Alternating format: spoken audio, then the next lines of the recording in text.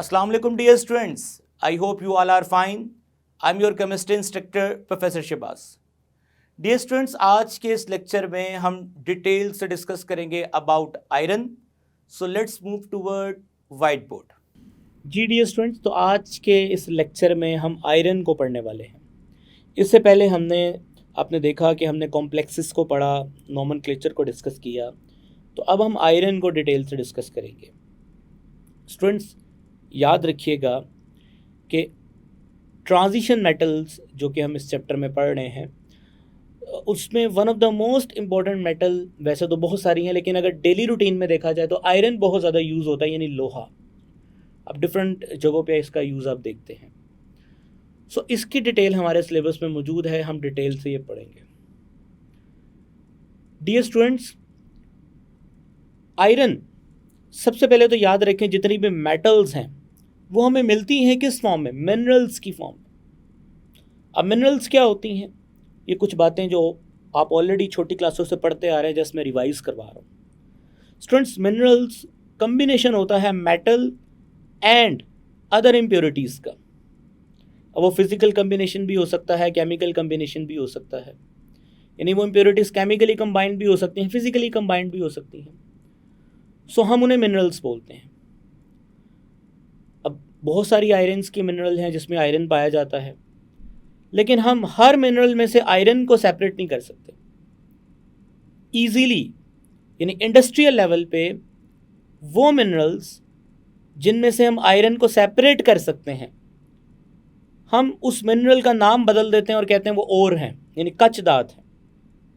ठीक है. सो यानी हर ओर जो है वो मिनरल है, बट हर मिनरल और नहीं है, क्योंकि हर मिनरल में से हम आयरन को सेपरेट नहीं कर सकते. तो जिन मिनरल्स में से, इन शॉर्ट में कहूँ, मेटल्स को सेपरेट कर सकते हैं, और हमारे केस में चूँकि हम आयरन पढ़ रहे हैं तो हम ये कहेंगे आयरन को सेपरेट कर सकते हैं, हम उन्हें क्या बोलेंगे? ओर्स. सो आयरन की तीन बड़ी इंपॉर्टेंट ओर्स जो मैंने हाईलाइट की हैं. सबसे पहले है मैग्नेटाइट, जिसका फॉर्मूला है Fe3O4, haematite Fe2O3, and limonite Fe2O3.3H2O. ये सारी की सारी ओर्स हैं. सो अब कुछ हिस्ट्री की बात कर लेते हैं. Iron has been non since pre historic days, यानी पुराने वक्तों से लोग इसको यूज़ कर रहे हैं. It was use in Egypt in 1500 BC, यानी before Christ. It is known that Chinese also used iron as early as 2500 BC. In the subcontinent, the iron was produced around 600 BC. तो ये तो थी कुछ history की बात. BC before Christ, यानी हज़रत ईसा की पैदाइश से पहले का जो वक्त है. सो कमर्शियल फॉर्म ऑफ आयरन, यानी आयरन हमें किन कमर्शियल फॉर्म्स में मिलती है हमारे आसपास, किस हालत में हमें आयरन मिलेगा. So iron is available commercially in 3 forms. सबसे पहले है जी पिग आयरन या कॉस्ट आयरन. ये सबसे लो क्वालिटी का आयरन है जिसे हम पिग आयरन या कॉस्ट आयरन बोलते हैं. नॉर्मली ये बहुत हार्ड और समटाइम ब्रिटल होता है. ब्रिटल मतलब गिरने पे टूट भी जाता है. जैसे अक्सर आप नोटिस करते हैं कि मोटरसाइकिल, बाइक जो आप ड्राइव करते हैं, उसकी क्लच जो एक होती है, ब्रेक होता है, क्लच उसका होता है, जो उसका क्लच कंट्रोल होता है, जिससे आप क्लच को कंट्रोल करते हैं. आप समझ रहे हैं मैं जिस चीज़ की बात कर रहा हूँ, वो अक्सर टूट जाता है. होता तो वो देखने को लोहे का है, लेकिन वो टूट जाता है क्योंकि वो लो क्वालिटी यानी कि पिग आयरन और कॉस्ट आयरन का बना होता है. ठीक है. फिर होता है रॉट आयरन, बहुत ही मजबूत और लचकदार. जैसे अगर आप बिल्डिंग्स की कंस्ट्रक्शन देखें तो उसमें आयरन रॉड्स, यानी जिसे हम सरिया भी कहते हैं, तस्वीर आप देख रहे हैं स्क्रीन पे, आपको नज़र भी आ रही है. तो ये आयरन की बहुत अच्छी किस्म है. इसमें लचक होती है, फ्लेक्सिबिलिटी होती है, और ये मजबूत होता है. तो ऐसी बिल्डिंग्स या ऐसे स्टैचूज़ जिनमें हमने फ्लेक्सिबिलिटी रखनी है, तो उसमें हम जो लोहा इस्तेमाल करते हैं वो हम रॉट आयरन यूज़ करते हैं. और तीसरा है जी स्टील. ठीक है. अब स्टूडेंट्स, अगर आप नोटिस करें, यहाँ पे एक बड़ी अहम बात है. इन तीनों के आगे परसेंटेजेस लिखी गई हैं कार्बन की परसेंटेजेस लिखी गई हैं. अब यहाँ पे कार्बन की परसेंटेजेस के हिसाब से पहले नंबर पे सबसे ज़्यादा परसेंटेज देखी जाए तो पहले नंबर पे आता है स्टूडेंट्स पिग आयरन या कास्ट आयरन। उसके बाद देखा जाए तो फिर आता है स्टील, ठीक है, और तीसरे नंबर पे आता है रॉट आयरन। ये बात आपने याद रखनी है, ये अक्सर पेपर में क्वेश्चन पूछ लिया जाता है कि percentage of carbon pig iron या cast iron, wrought iron, steel. अच्छा, इसका ऑर्डर लिखें। तो ऑर्डर लिखेंगे, सबसे पहले स्टूडेंट्स हम क्या लिखेंगे? डेफिनेटली पिग आयरन या कास्ट आयरन, ठीक है। देन हम मेंशन करेंगे, यानी कि इसमें परसेंटेज जो है वो सबसे ज़्यादा है। देन हम मेंशन करेंगे स्टील को, और फिर हम मेंशन करेंगे रॉट आयरन को। एक बात याद रख लीजिएगा, percentage of carbon directly proportional है हार्डनेस के, ठीक है, और इन्वर्सली प्रोपोर्शनल है फ्लेक्सिबिलिटी कह लें या सॉफ्टनेस कह लें, ठीक है ना। सॉफ्टनेस या उससे ज़्यादा बेहतर वर्ड है यहाँ पे फ्लेक्सिबिलिटी, फ्लेक्सिबिलिटी, ठीक है। तो ये बात आपने याद रखनी है। तो डियर स्टूडेंट्स, सबसे ज़्यादा फ्लेक्सिबल कौन होगा? रॉट आयरन, जैसे सरिया। अब हथौड़ी देखते हैं, वो स्टील है, ठीक है, मजबूत भी है, हार्ड भी है और टूटता भी नहीं है। पिग आयरन, जैसे मैंने बताया कि बड़ी लो क्वालिटी का आयरन होता है, इवन कि ये भी नहीं टूटता, लेकिन अगर आप कंपैरिजन करें तो इसके टूटने के चांसेस सबसे ज़्यादा होते हैं। तो ये तो था स्टूडेंट्स आयरन के मुतालिक कुछ इन्फॉर्मेशंस। सो याद रखिएगा, आज के लेक्चर में स्टूडेंट्स हम पढ़ने वाले हैं किस तरह से हम इन ओर्स की मदद से, स्पेसिफिकली हम हेमाटाइट का जिक्र करेंगे, किस तरह से हम इन ओर्स की मदद से हम पिग आयरन, और देन पिग आयरन से फिर हम क्या बनाते हैं?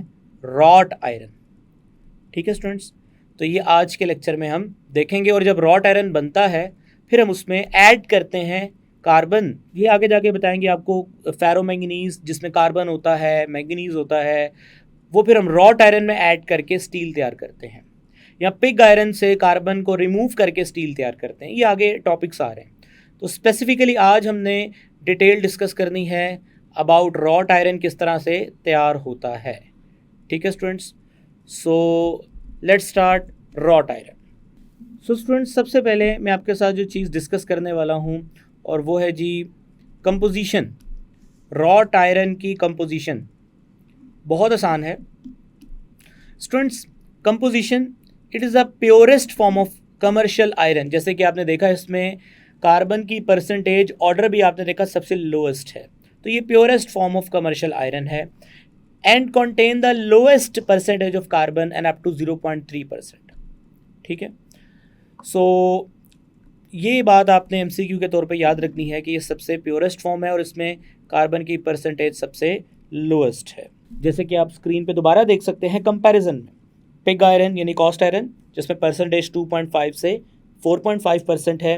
अगेन स्टील जिसमें मैंने बोला इंटरमीडिएट परसेंटेज है, 0.25 से 2.5% है कार्बन। और देन रॉट आयरन जो कि तीसरे नंबर पे आ रहा है, लोएस्ट परसेंटेज, ठीक है ना, उसमें 0.12 से ओनली 0.25% कार्बन है। सो ये अगेन आप स्क्रीन पे देख सकते हैं, तीनों को कंपेयर कर सकते हैं। तो इसलिए मैंने बोला कि ये सबसे प्योरेस्ट फॉर्म है, कमर्शियल फॉर्म है आयरन की, ठीक है।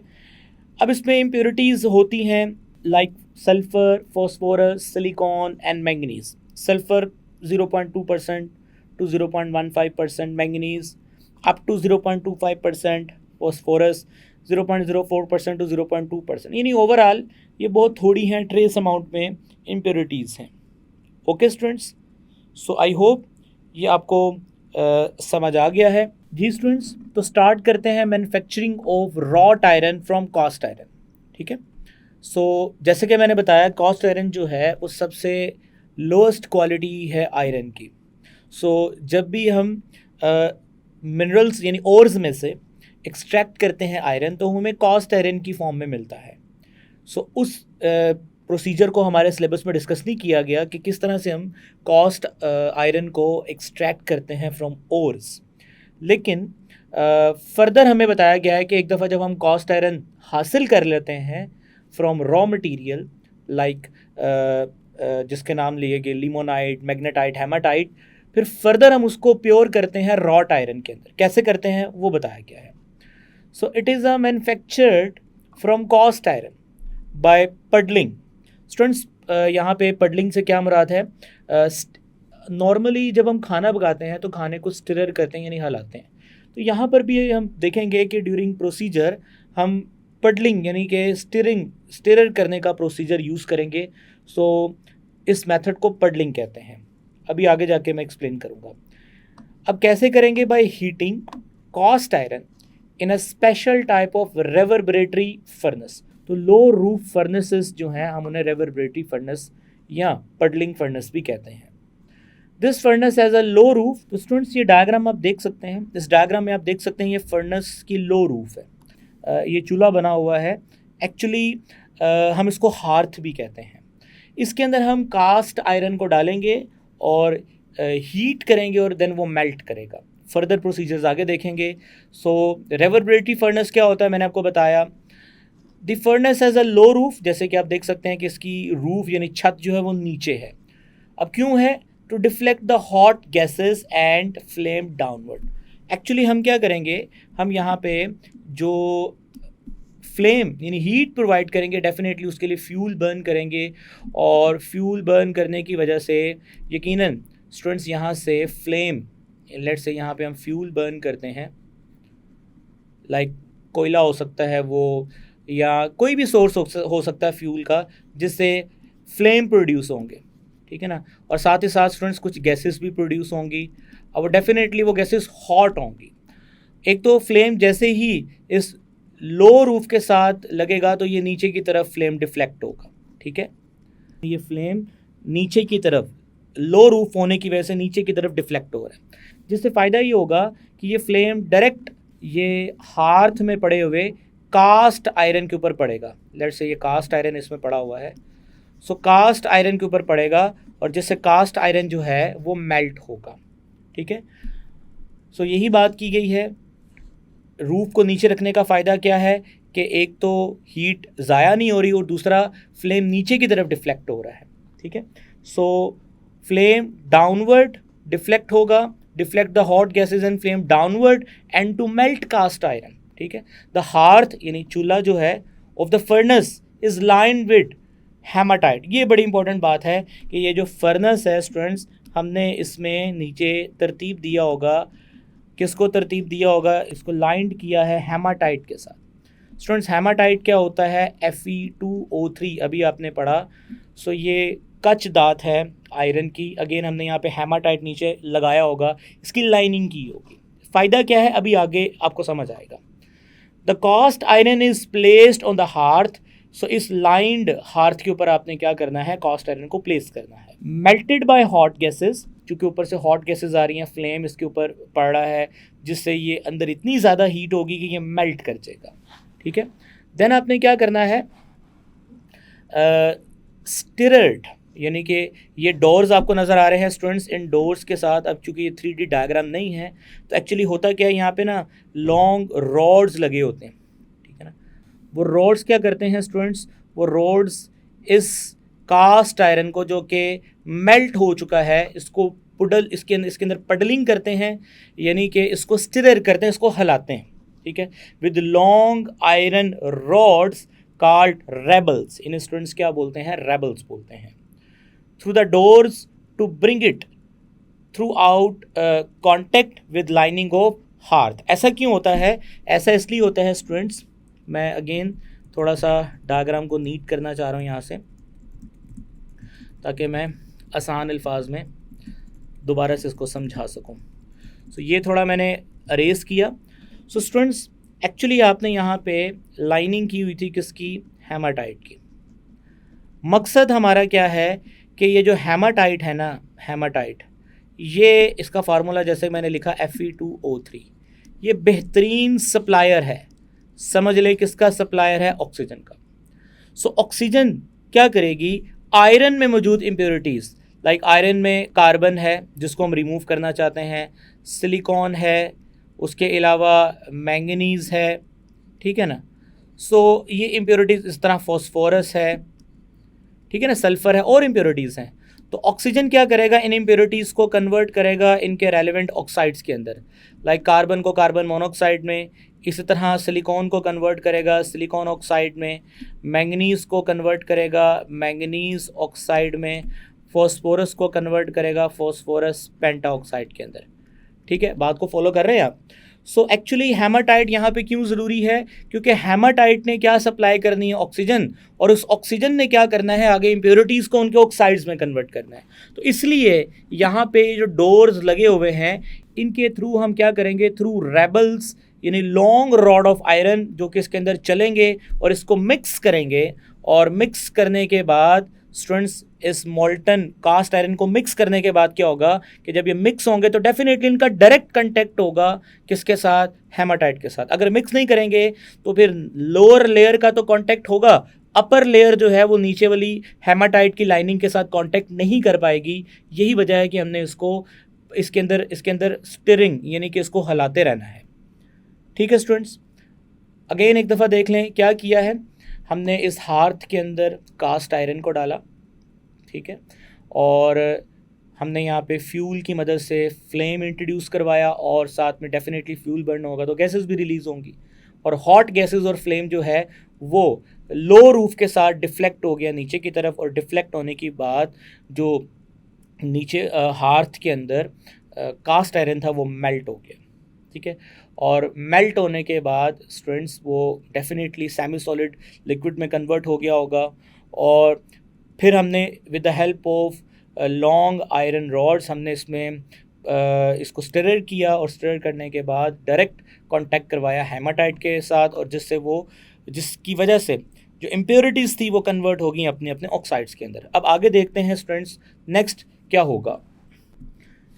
जी स्टूडेंट्स, तो नेक्स्ट आपने क्या करना है, सबसे पहले तो अब एक हाइडिंग बनानी है जो बहुत इंपॉर्टेंट है, ऑक्सीडेशंस ऑफ इम्प्योरिटीज़। वैसे तो हम पहले भी बात कर चुके हैं, लेकिन अब प्रॉपर हम पढ़ने वाले हैं oxidation of impurities.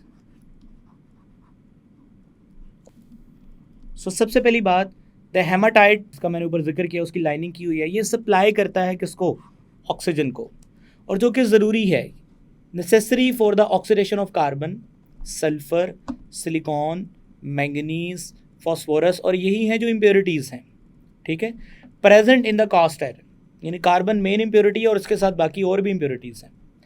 Oxide of carbon, sulphur being volatile यानी गैस है, escape out at a high temperature.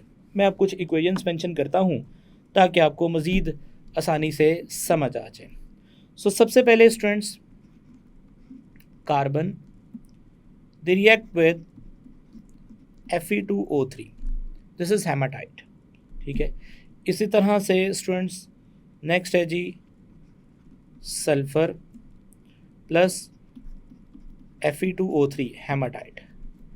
अब इनका रिएक्शन होगा, और रिएक्शन के बाद प्रोडक्ट बनेगा 2Fe एंड 4Fe